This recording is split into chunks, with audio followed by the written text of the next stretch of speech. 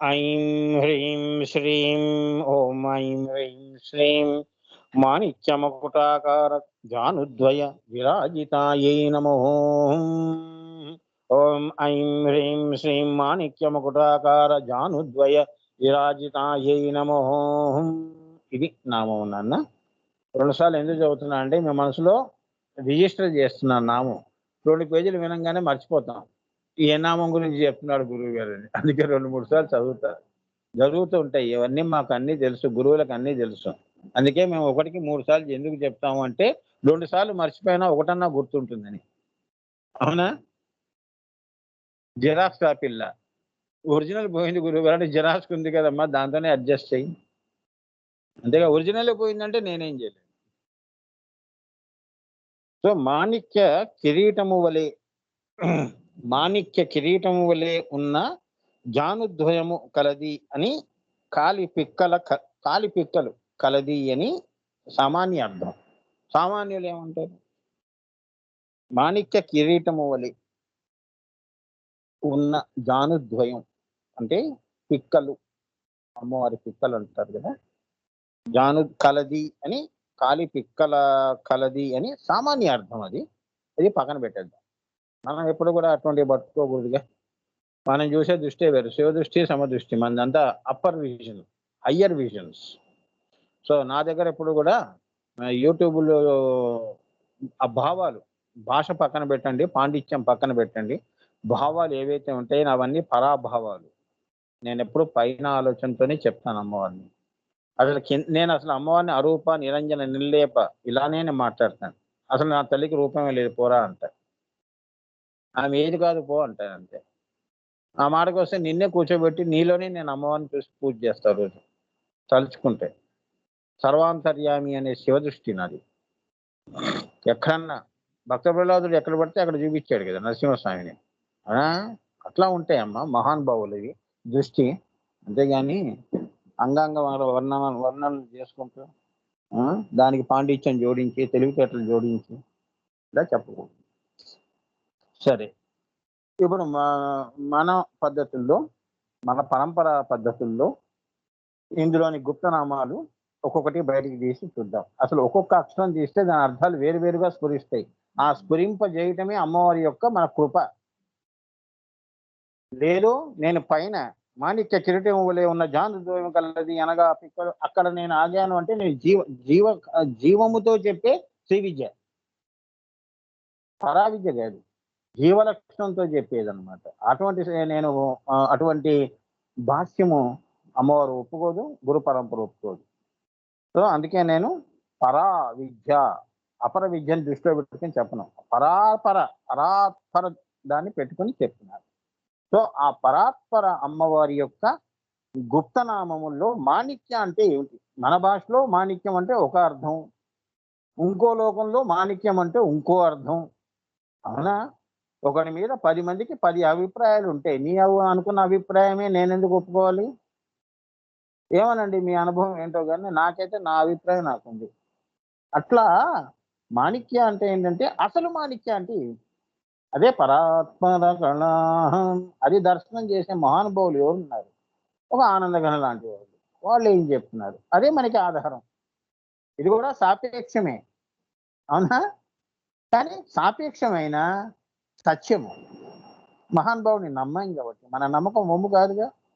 So ఇక్కడ పాపం అనేది ఉండదు, పుణ్యం అనేది ఉండదు, అమ్మే కనిపిస్తుంది అనే విశ్వాసంతో మనం ఇప్పుడు మాణిక్య అంటే ఏంటో తెలుసుకుందాం. అప్పుడు తల్లి కూడా సంతోషిస్తుంది అమ్మవారు. ఏమ్మా, మాణిక్యము అనగానే అంతరార్థమును స్వీకరించవలను. ఆయన ముందే చెప్పాడు చూడండి, అంతరార్థాన్ని స్వీకరించండి, అర్థాన్ని తీసుకోవద్దు అని. మాణిక్యం అనేది నవమణులతో ఒకటి, నవమణుల్లో 9 మణుల్లో ఒకటి మాణిక్యం. ఆ 9 అంటే మీకు తెలుసు. ఆ మాణిక్యపు ఎలా ఉంటుంది? మాణిక్యం ఎరుపు నీలము కలిసిన రంగులో, ఎరుపు నీలము, బ్లూ కూడా కలుస్తుందమ్మా. కొద్దిగా లైట్ గా కనిపిస్తుంది. మన రక్తం కూడా అంతే,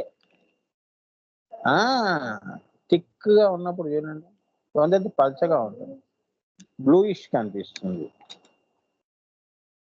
అమ్మో ఈ నామం చాలా పెద్దదమ్మా. ఆ ఈ నామము ఇవి ఒక్కసారి చూద్దామమ్మా. ఈ నామం దగ్గర దగ్గర అమ్మవారు ఎంతవరకు చెప్పించింది? అమ్మ 3 పేజీలు ఉంది, 3 క్లాసులు అవుతాయి. సరే, నో ప్రాబ్లం. అమ్మ అమ్మ అమ్మ గురించి ఎంతనే చెప్తాను. నాకు భయమేలా? అభయమే. సో ఎరుపు వర్ణంలో ఉంటుంది. ఎరుపు నీలము కలిస్తే వచ్చే రంగు మాణిక్యము అంటే, అనగా రక్త బిందు స్వరూపము. అది ఏ శివశక్తి బిందువు. ఫస్ట్ రంగు ఎక్కడ పుట్టింది? సూర్యుడిలో కాదు, మనుషుల్లో కాదు. ఈ రంగు అనే ఈ రంగుల చరిత్ర ఏదైతే ఉందో, రక్త చరిత్ర అన్నట్టుగాని, ఇది మామూలు ఇటువంటి రక్త చరిత్ర కాదు ఇది. ఏమన్నా రక్తవర్ణంలో ఎరుపు అనేది ఏదైతే ఉందో, ఈ రంగుల చరిత్ర ఏదైతే ఉందో, ఎరుపు అని మొదటిగా అనగా రక్త బిందువు రూపము. అది ఏ శివశక్తి బిందువు. రక్త బిందువులో శివుడు శుక్లము అంటే తెలుపు ఎరుపు అవటం. చిల్లి వేసుకోవటం, చిల్లి వేసుకుంటే ఎరుపు అయింది, ఎర్రగా పండింది. అదే ఈ సృష్టికి మొదటి రంగు. అర్థమైందా? రెడ్ అంటే అది. దాని తర్వాత మిగతా రంగులు మిశ్రమం వలన అనేక రంగులు పుట్టాయి. అవునా? తెలుపు ఎరుపు వల్ల శివశక్తి బిందువు ఎలా వచ్చిందో, దాని నుంచి సృష్టి వచ్చిన తర్వాత అందుకే ఎన్ని లోకాలు ఎన్ని రంగుల్లో ఉన్నాయని. అవునా? దేవతలు కాంతి దేహాలు ఇలా. వాళ్ళు ఎలా ఎలా ఉంటారో కూడా చెప్తాను. Top order. మనం స్థూలంలో ఇలా ఉంటాం. రంగులమైనగా ఇప్పుడు ఏ కలర్ లో ఉన్నామంటే బ్రౌన్ పీపుల్, వైట్ పీపుల్ అని అంటుంటారు కదా, బ్లాక్ పీపుల్. ఇవన్నీ తర్వాత వచ్చినాయి. ముందు రంగు వచ్చినది సృష్టి క్రమంలో ఎరుపు. సృష్టికి పూర్వం నలుపు కదా స్వామి అంటే అదే కరెక్ట్. నలుపు కూడా అన్నారు, తమస్సు అంటారు. అదే కృష్ణ బిలము అంటారు, బ్లాక్ హోల్ అంటారు. కృష్ణుడు నల్లగా ఉంటాడని అంటే ఆయన నీలవర్ణం, బ్లూ. అందుకని అమ్మవారి స్వరూపం ఆయన. కాబట్టి మాణిక్యము మాణిక్యం అని కాదు అంటే, కాబట్టి మాణిక్యము అని కాదు, దేవి యొక్క సర్వోపాసన రూపము, సర్వ ఉపాసనా రూపం. అది చెప్తాను చూడండి. రక్త బిందు రూపమే అని అంతరార్థం. రక్త బిందు అంటే ఎరుపు వర్ణంలో ఉన్న బిందువు. సూర్యుడు. ఇవాళ ఒక పోస్ట్ చేశాను చూడండి. సూర్యుడు ఎలా ఉన్నాడు? ఎర్రగా ఉన్నాడు ఆ పోస్ట్ లో, చూసారా? నేను ప్రతి పోస్ట్ లో ఇక్కడ అమ్మవారు చూపిస్తూనే ఉంటున్నా. నేను ముందే అమ్మవారి ఫోటోలన్నీ పంపిస్తుంటాను. అది నాకు తెలియదు, తర్వాత అది ఇక్కడికి వస్తుంది నా నామంలో. చూడండి మీరు పరంపర గ్రూప్ లో మీ అందరికి కూడా కొందరికి పంపించాను. అంటే ఎరుపు వర్ణంలో ఉంటుంది అమ్మవారు. మాణిక్యమని కాదు, దేవి యొక్క సర్వోపాసనా రూపము. అందుకే కృష్ణుడు ఏమన్నాడు? నువ్వు ఏ రూపంలో నన్ను పూజించినా, ఏ నైవేద్యం పెట్టినా, ఎవరికి పెట్టినా, ఏ నామదేవతకి పెట్టినా అన్నీ నాకే చెందుతాయి. సర్వోపాసన లక్షణం కలవాడిని నేను బిందు స్వరూపుణ్ణి అని భగవద్గీతలోనే ఆయనే చెప్తున్నాడు. ఇంకా దాని గురించి ఎందుకు చెప్పడం నేను ప్రత్యేకంగా? అంటే ఈ వర్ణమని కాదు, ఆ వర్ణమని కాదు, ఈ కులమని కాదు, ఆ కులమని కాదు, ఆ మతం అని కాదు, ఈ మతం అని కాదు, సర్వ 14 లోకాల్లో పూజించబడే సర్వోపాసన లక్షణం గలది ఈ శివశక్తి బిందువు. ఇది మాణిక్యము అని. అదే అంటే మనందరికీ కూడా అటువంటి ఆలోచన వస్తే అదే అసలు. ఆమె పూజల కోసం కూర్చోలేదు అమ్మవారు అక్కడ. నువ్వు ఇది తెలుసుకుంటే నువ్వే మాణిక్యం రా వెధవా అని అందరూ తెలుసుకుంటే, అవునా? తెలుసుకోవటమే మాణిక్యం. అబ్బా, బంగారం లాంటి మాట చెప్పారండి. కొందరు చూడండి, బంగారం ఇవ్వటం అవసరం లేదు, తెలుసుకోవడమే బంగారం అండి. అట్లా చూడాలి. అసలు అమ్మవారిని ఇది తెలుసుకొని నేను పూజ చేయటమే బంగారం అండి. ఆవిడ మాణిక్యం అని నేను తెలుసుకోవటం ఏంటి? అది నాకు అనుభూతి చేయించింది చాలు. నాకు నా జన్మకి ఇదే మాణిక్యం. అవునా? భక్తరామదాస్ ఏమన్నాడు? రాముడికి తారక మంత్రము అన్నట్టు. దొరికింది చాలు బాబు అని. అదే సర్వోపాసన లక్షణం అంటే అదనమాట. వీళ్ళందరూ శ్రీ విద్యోపాసకులమ్మా. ఇది తెలుసుకొని ఆ పాట ఆయన పాడాడు. నేను పాడట్లేదు మరి నేను అనుభూతి దగ్గరనే ఉన్నాను. అమ్మవారి పాటలు రాయించట్లేదు. ఎందుకురా నీకు వెధవా అంటే నాకు ఇలా చెప్పింది. ఆయనకి అలా తారక మంత్రం ఇంకా వాడికి ఇంకేం వద్దు ఇంకా వాడికి. నాకేం వద్దు మాణిక్యం దొరికిపోయింది నాకు. పోయేవాడికి తారక మంత్రం శివుడు చెప్పినట్టు. ఇంక నాకేం వద్దు బాబు చాలు ఈ మంత్రం వినేసాను నేను. కాశీ నుంచి ఇట్టే వెళ్ళిపోతున్నాను శివుడి దగ్గరికి. మాణిక్యం అంటే అది. అంతేగాని ఆవిడ మాణిక్యం అని లేదు. ఆ మాణిక్య లక్షణం ఈ లక్షణ రూపంలో ఆవిడ ఉంది కాబట్టి ఆవిడ మాణిక్యం. అదనమాట. అర్థమైందా? నిన్ను మాణిక్యం చేసి తన మాణిక్యంలో కలుపుకుంటుందని. అది. అర్థమైందమ్మా? అట్లా అర్థం చేసుకోవాలమ్మా. అంతేగాని రాళ్ళు రత్నాలు రప్పలు అనుకుంటూ తిరగటం కాదు. ఆ అర్థాలతో భూమి మీద తిరగటం, ఆ జ్ఞానంతో మనం తెలుసుకోవటం శ్రీ విద్య అదంతా అపర విద్యలు. ఇక రెండవది మాణిక్య మకుట. మాణిక్య మకుట అంటే ఏంటి? ఉపాసనా దేవి అయిన శ్రీ మహాత్రిపుర సుందరి యొక్క కిరీటము. అమ్మవారి మహాత్రిపుర సుందరి కిరీటం చూడండి. ఇవాళ శివుడికి పెట్టానమ్మా చూడండి కిరీటం. ఎందుకో ఇవాళ కిరీటం తెచ్చాను అనిపించింది. ఈ నామం మళ్ళీ ఇక్కడ వచ్చింది మళ్ళీ కిరీటం. శివుడికి కిరీటం ధరించింది. ఎందుకో నచ్చింది. ఆయనకి కూడా అమ్మవారికి ఉంది పాపం. ఈయన ఎప్పుడు బోలా శంకరుడిగా ఏమి తీసుకోడు ఈయన పాపం. నీళ్లు పోసి సంతోషిస్తాడు. ఏదో ఆయనకి ఒక వస్తువు. మాణిక్య అమ్మవారు మహాత్రిపుర సుందరి యొక్క కిరీటము. ఆమె ధరించిన వస్త్రములన్నీ కూడా ఆమె ధరించిన వస్త్రములు మీకు స్వానుభూతిలో అమ్మవారు గనక మహాత్రిపుర సుందరి అమ్మవారు దర్శనమిస్తే ఇవన్నీ మీరు ఆవిడ దయ ఉంటేనే గమనించే శక్తి ఇస్తుంది. లేదు అంటే అలా రూపంగా వచ్చి అలా వెళ్ళిపోతుంది. మరి ఆనందఘన మహానుభావుల దగ్గర ఆవిడ ఎలా మరి ఇది రాయాలి అంటే ఆయన చూసి ఉండాలి. అవునా? ఇక్కడ ఆమె ధరించిన వస్త్రములన్నీ అన్ని వస్త్రాలు కూడా ఏవైతే ఉంటాయో మాణిక్య మణి స్థగిత గీతములుగా ఎర్రని రంగులో ఉంటాయి. ఇప్పుడు వస్తున్నాయి కదమ్మా చీరలు, బంగారు చీరలని కట్టుకోవట్లే. ఇవాళ ఒక పోస్ట్ కూడా చేస్తాను. అమ్మవారు మరి హరిత వర్ణంలో మరి తమలపాకులతో చీర కూడా ఒకటి ఫోటో పంపించాను కదా. అలానే అమ్మవారు ఏంటంటే మాణిక్యంతో ఉంటాయి. బంగారంతో నేశారు కదమ్మా. మహాలక్ష్మి అమ్మవారు ఎక్కడ మన ఈ అమ్మవారు అనుకుంటాను, మన కలకత్తా అటువైపు మహాలక్ష్మి అమ్మవారు. నేను పంపించలేదు కానీ ఎక్కడో చూశాను. ఆ అమ్మవారికి అలా చీరలు కడతారు, బంగారు చీర నేస్తారు, బంగారంతో నేస్తారు, తీగలు కలుపుకుంటే నేస్తారు. అది మొత్తం బంగారమే. అలా ఈ అమ్మవారికి చీరలన్నీ వస్త్రములన్నీ కూడా మాణిక్యమణి స్థగితములుగా ఎర్రని రంగులో ఉంటాయి. అందుచేతనే ఆమెని అరుణ అంటారు. అరుణ అంటే అది అమ్మా, అరుణ అంటే అది ఎరుపు అని. సో కాబట్టి మాణిక్య శబ్దము చేత అరుణ అన్నది అర్థం చేసుకోవాలి. అరుణ అనే అర్థం ఎరుపు అనేది వచ్చినప్పుడు ఆ కరుణాంతరంగి సాక్షి అన్న కూడా తెలుసుకోవాలి. ఆ కరుణాంతరంగిత అక్షి స్వరూపమే. అక్షి స్వరూపం. కరుణ ఎక్కడ చూపిస్తాం? కళ్ళల్లో చూపిస్తాం. ప్రేమ ఎక్కడ చూపిస్తాం? హృదయంలో చూపిస్తాం. అంతేగా? కరుణ కళ్ళల్లో. మరి దేవుడు బొమ్మలు చూడండి ఎంత కరుణగా చూస్తుంటారో నిన్ను. అలా ఆ కరుణలో మనం కూడా కళ్ళల్లో మనకే నీళ్ళు వచ్చేస్తుంటాయి. అవునా? చూడండి అందరి దేవతలు కరుణతో ఉంటాయి కళ్ళు. అబ్బాయి ఎంత ప్రశాంతంగా ఉంది. అందుకే అక్షి వారి కళ్ళు కరుణతో ఉంటాయి. మహానుభావులు రామకృష్ణ పరమహంస గాని, మహానుభావులు ఆనందఘన గాని వారి కళ్ళల్లో ఎప్పుడు ప్రేమ కరుణ తరుణ అన్నీ కూడా నిండి ఉంటాయి నాయన. అమ్మవారిలో కూడా అక్షి ఆ కరుణ నిండి ఉంటుంది. ఆ అరుణ లక్షణం గల ఆ మహాత్రిపుర సుందరి యొక్క కళ్ళల్లో కరుణ నిండి ఉంటుంది అని అర్థం, పిండిత అర్థం. చాలా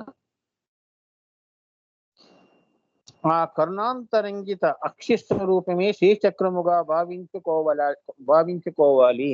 అంటే ఆ కరుణ బిందువు కరుణ మహాత్రిపుర సుందరి కదా. ఈ అమ్మవారు కిందంతా శ్రీచక్రం ఎలా ఉంది, బుట్ట బొమ్మలా కూర్చొని ఉందని. చిన్నపిల్లలు ఉంటారు కదా, లంగా ఓణి కదమ్మా, ఉట్టి లంగాను జాకెట్ వేసుకొని త్రిపుర సుందరి చూసారే, ఆమెను కూర్చోబెడితే శ్రీచక్రము, ఆవిడ కళ్ళు చూడండి, ముక్కు చూడండి ఎలా ఉంటాయి, అరుణ కరుణలా ఉంటుంది అమ్మవారు అని అలా భావించుకోండి అని. అదే మహాత్రిపుర సుందరి, శ్రీచక్రమే మహాత్రిపుర సుందరి స్వరూపం అని. త్రిపురి లక్షణం కలది కదా, అందుకే ఆవిడ మహాత్రిపుర సుందరి. అది చెప్తున్నాడు. ఆ బిందువు ఏమిటి, కరుణతో ఉన్నది, అరుణతో ఉన్నది. అందుకే కరుణాతరంగితాక్షి అని. అంటే ఆమె అంత దయగా బిందువు మీద నువ్వు బిందువు మీద నువ్వు గనక ఏది పూజ చేస్తే, బిందువు మీద కుంకుమార్చన చేస్తే, శ్రీమాత శ్రీమాత అని 9 సార్లు నువ్వు ఓం ఐం క్లీం సౌ సౌ క్లీం ఐం, ఏ పూజలో వద్దు, ఆర్భాటాలు వద్దు, ఇంత కుంకుమ తీసుకొని ఆ బిందువు మీద ఇంత నువ్వు అమ్మవారి పేరు చెప్పి చిన్న శ్రీచక్రం కొనుక్కొని గురువులు దాని ప్రాణప్రతిష్ఠ చేయించుకొని వేసావనుకో, ముల్లోకాలకి నువ్వు పూజ చేసినంత ఫలం. రావణాసుడికి 1,00,00,000 లింగాలు చేస్తే ఎంత పుణ్యమో, వాడికి ఎంత వచ్చిందో మనకు తెలియదు. కానీ మనం 9 సార్లు చెప్తే ఈ కలియుగంలో, నాన్నగారు చెప్పినామమ్మ, నేను గారు చెప్తున్నాను ఇవన్నీ మాకు. అందుకే నేను ఆ సాంప్రదాయం ఎప్పుడైనా నాకు టైం దొరకకపోతే కనీసం నేను అది చేసుకోకుండా బయటకు వెళ్ళను. ఏమ్మా, షోడశోపచార పూజలు కూడా చేయను. దీపారాధన, అగరబత్తి, అమ్మవారిని నమస్కారం చేసి బిందువు మీద నేను 12 సార్లు చేస్తాను, 9 సార్లు. బాలామంత్రం, పంచదశి, షోడశి, మహాషోడశి. ఒక్క నిమిషం కళ్ళు మూసుకొని మూడో కన్ను దగ్గర అమ్మవారిని అరుణ కరుణ కలుసుకొని లేచిపోతాను. అయిపోయింది నా డ్యూటీ. ఒక అరటిపండు పెట్టేస్తాను, అయిపోయింది. అప్పుడే నా పనులు అవుతాయి బయటకు, లేకపోతే కావు. అడిగే పెట్టను బయట. అంటే నాది అంటే నేను నాది చెప్తే మీకు అర్థమవుతుందని చెప్తున్నాను. అక్కడ నేనేదో నా గొప్పతనం చెప్తున్నాను లేదు. ఇలా చెప్తే కనీసం ఎగ్జాంపుల్ గానే అర్థమవుతుంది కదా, అవునా? అది అఖిలాండ కోటి బ్రహ్మాండ జనని, మరి అంతే కదమ్మా. అఖిలాండ కోటి బ్రహ్మాండ జనని బిందువు నుంచి అందరం వచ్చాం కాబట్టి అఖిలాండ కోటి బ్రహ్మాండ. ఈ రీతిగా మాణిక్య శబ్దానికి, మాణిక్య మక్కుట శబ్దానికి అర్థమును మీరు రహస్యమును తెలుసుకోవలెను. మాణిక్య మకుట అంటే ఇదనమాట. ఇంత అరుణాకరణతో ఆవిడ వెలిగిపోతుంది కాబట్టి ఆమె మకుటము, కిరీటము, శ్రీచక్రానికి కిరీటం ఆవిడే, అవునా? ఆవిడ కింద లోకాల్లో మనం కిరీటాలు పెట్టుకొని తిరుగుతున్నాం, ఆమె మహా కిరీటం. అది ఈ చక్రానికి సంకల్ప కార్యాలు ఏవైతే బిందువులో ఉన్నాయో దానికే కిరీటం ఆవిడ. అర్థమైందా? అంత గొప్పగా భావం చేయాలి అమ్మవారిని. ఏమ్మా, మూడవ నామం మకుటాకారము. మాణిక్య మకుట చెప్పాను. ఇప్పుడు మకుట ఆకారము కలది, అదే మాతృకావర్ణ కిరీట విద్య, మాతృ కిరీట విద్య చెప్తున్నారు చూడండి. ఇప్పుడు ఇవన్నీ ఎంత పుణ్యం చేసుకుంటే వినేవమ్మా. పూజ చేసినా చేయకపోయినా చెప్పండి స్వామి, వినన్నా తరిస్తామని అనుకోవాలి, లేకపోతే అంతే మాయలో వెళ్ళిపోతుంటాం. మళ్ళీ ఏ జన్మలోనూ ఇంకా ఇటువంటి వినేది విన్నా ఇదే ఆఖరి జన్మ, జీవన్ముక్తి.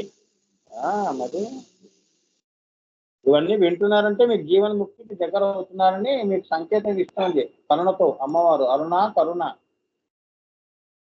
విన్నవాళ్ళు అదృష్టం ఉంటుంది, అది వినని వాళ్ళ సంగతి నేను చెప్పలేను. విన్నవాళ్ళు అంత అదృష్టం ఉంటుంది. ఇదే మీ ఆఖరి జన్మ, ఇంకెందుకు ఏడవటం, సంతోషంగా ఉండండి, అన్ని పనులు చేసుకుని వెళ్ళిపోండి, అయిపోయింది. ఏం శాశ్వతం, అవునా?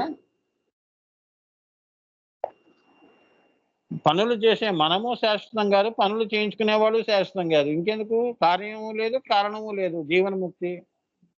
బతుకున్నంతకాలం కనీసం ఇవన్నా విన్నాం చాలు ఈ జన్మకి. చేసామా చేయలేదా అనేది రెండో విషయం.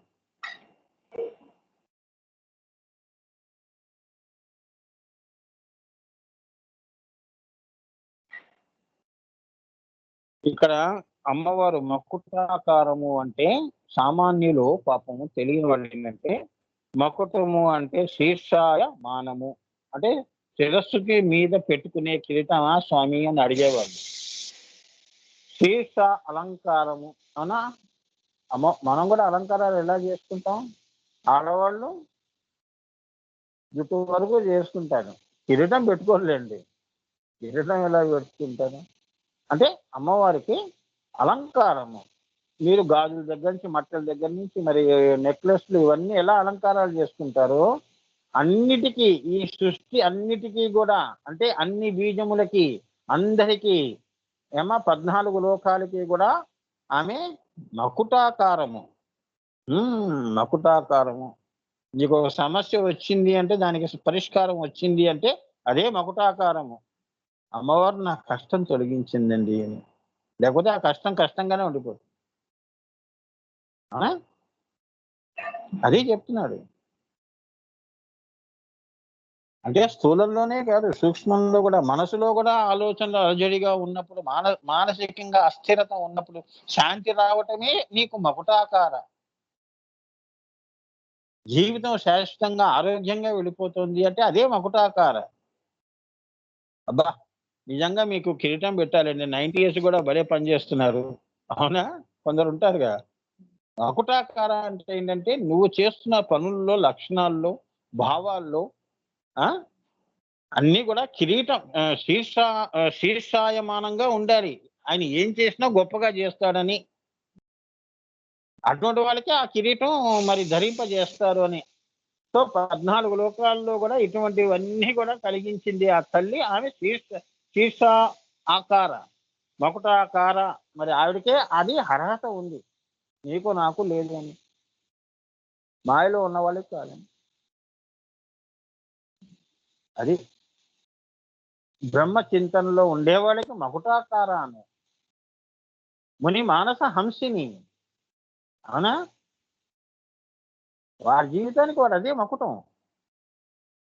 దానికోసం వాడు ఏదన్నా త్యాగం చేస్తాడు. అవునా? మనం చేయలేము మాయలో. దేవుడి కోసం ప్రాణం కూడా ఇచ్చేస్తాం. మకుటాకారం అంటే కరుణతో ఉన్నది, త్యాగముతో ఉన్నది. అది.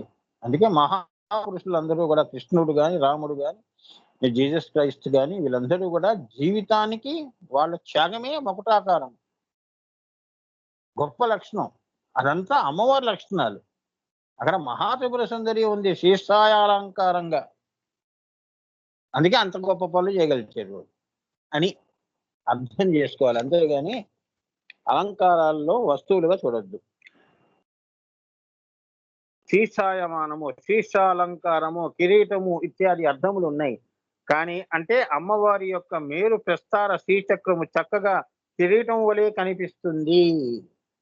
అంటే శ్రీచక్రం మొత్తం కూడా అమ్మవారికి, ఇప్పుడు శ్రీచక్రం చూస్తే కిరీట ఆకారంలో ఉందా? అలా కనిపిస్తుంది. ఆమె మకుటాకార. ఈ సృష్టికి మకుటాకార. కాబట్టి మకుటాకారము అంటే మేరు ప్రస్తార శ్రీచక్రమునందు బిందు స్థానమును అలంకరించి శిఖరాగ్రమున కూర్చున్న తల్లి అని అర్థం. శిఖరాగ్రమున కూర్చున్న తల్లి అని. కిరీటములా ఉన్నది శ్రీచక్రము, బిందువు మీద కూర్చొని ఉన్నది అని భావన చేసి మీరు ఈ నామం చెప్పుకోండి అని, ధ్యానము చెయ్యండి అని. ప్రతినామము ధ్యానానికి, ధ్యానంలో ఇన్ని 1000 రూపాయల్లో అమ్మవారిని పూజ చేయటం అంటే ఇది. తథా సహస్ర, సహస్ర భావాలతో, ఇవే విభూతులు అని. గురువుగారి లలిత విభూతులు ఉన్నాయి కదా, ఈ రకంగా పూజ చేయటము అని. మరి ఇవన్నీ కూడా ఇక్కడ గురువు గారు అమ్మవారి యొక్క ఏది గుప్తనామములే కాకుండా, మంత్రశాస్త్రంగానే కాకుండా భావ విభూతులుగా కూడా చూపిస్తున్నాడు. అదనమాట. మళ్ళీ ప్రత్యేకంగా ఆయన విభూతులు చెప్పారు. కానీ ఏంటంటే ఆ విభూతులు కూడా ఇందులో అంతర్లీనంగా ఉన్నాయి చూడండి. అంటే మీకు ఎంత అదృష్టం అంటే 1+1 ఆఫర్ అన్నమాట. మంత్రశాస్త్రము ప్లస్ విభూతులు ప్లస్ అమ్మవారి సృష్టి అన్నీ మీకు ఇక్కడ ఇవ్వటం అయింది. అంటే మీరు అవి విన్నా వినకపోయినా ఇందులో అన్నీ ఉన్నాయి. A to Z vitamin. అంటే షార్ట్ గున్య. ఏమ్మా? సో కాబట్టి మకుటాకారము అంటే మేరు ప్రస్తార శ్రీచక్రమునందున్న బిందు స్థానమును అలంకరించే శిఖరాగ్రమున కూర్చున్న తల్లి అని అర్థము. నవావరణములే ఆ కిరీటము యొక్క దగదగలు, అలంకారములు. ఆ ఎలా ఉంటాయి చూపిస్తాను. ఉమ్, దగదగలు, అలంకారములు, పనితనము. ఈ 14 లోకాలు కూడా కిరీటం ఎలా ఉంటుంది అమ్మవారిది? లైన్స్ గా ఉంటాయి కదా, 9 ఆవరణాలుగా. ఇవాళ ఒక పోస్ట్ కూడా వేశాను, ఒక గార్డెన్ తో కూడుకున్న కొండ. అలా అంటే చెక్కబడి ఉంటాయి కదా ఇప్పుడు, అలా రౌండ్ గా. కిరీటం కూడా ఇలా మధ్య మధ్యలో లైన్స్ ఉంటాయి కదమ్మా మధ్యలో. మన అమ్మవారిని చూడండి, కిరీటం చూడండి, నేను పంపించానుగా ఫోటో, కొద్ది క్లోజప్ లో చూడండి. అవన్నీ దగదగలతో అవును ఉంటాయి ఏముంటది. అవును గురుగారు. ఆ దగదగలు అంటే అంత మెరుపులు.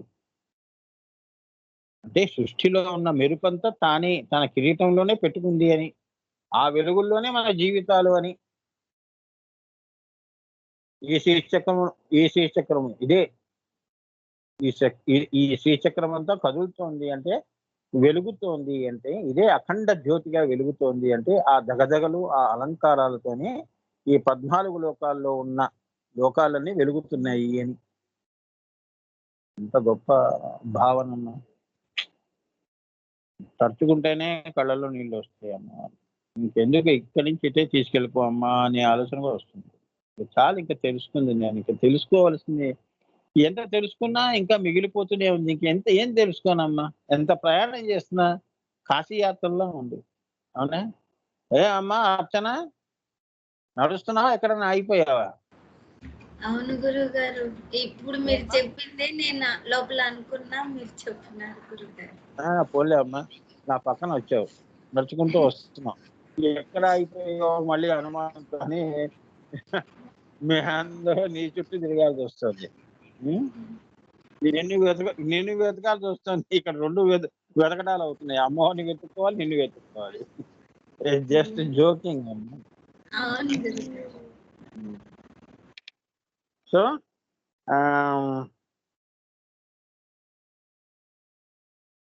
అలానే ఈ సృష్టి కూడా 9 అంతస్తులుగా రచించబడి నవధాతు సమేతమై నవరంధ్ర నిర్మితమైన శరీరముతో నవ నవ నవ నవార్ణమైన వన శబ్దము చేత ఉన్నటువంటి ఆకాశము.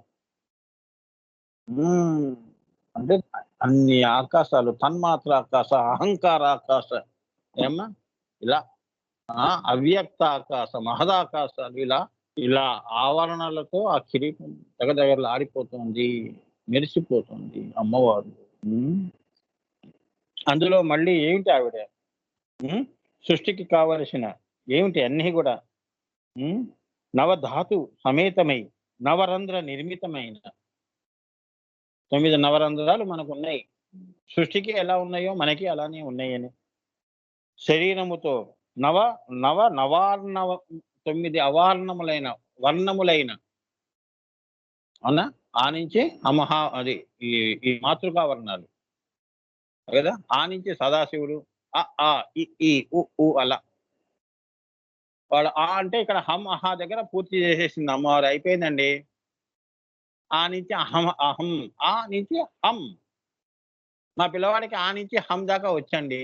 ఆ అన్ని రాస్తాడండి. హం రాస్తాడని రాయడండి. ఆ దాకా వచ్చాడండి.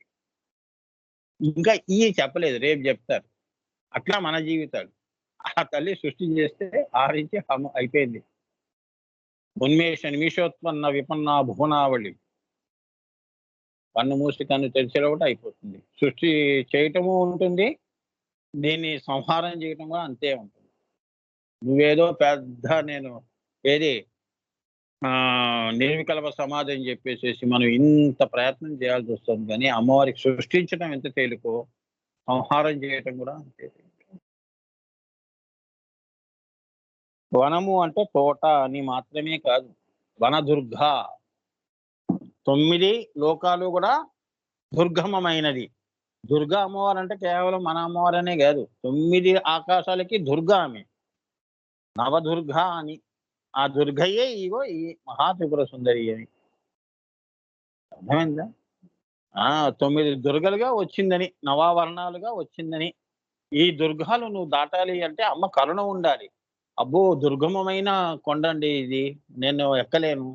తిరుపతి కొండ ఎక్కండి. అమ్మో! నేను ఎక్కలేనండి. వెంకటేశ్వర స్వామిని తలుచుకుంటే ఎక్కాలి. అవునా? ఆయన్నే ఇవ్వాలి శక్తి. దుర్గమమైనది కూడా దాటించేది ఈ నామము అని. అమ్మా అర్థమైందా? ఈ నామం చెప్పండి చాలు. ఏది హాస్టల్‌గా వెళ్ళిపోతారు పైకి. ఆ! అది చెప్తున్నారు. అసలు రహస్యం చెప్పట్లేదు గురువుగారు. నేను చూపిస్తున్నాను.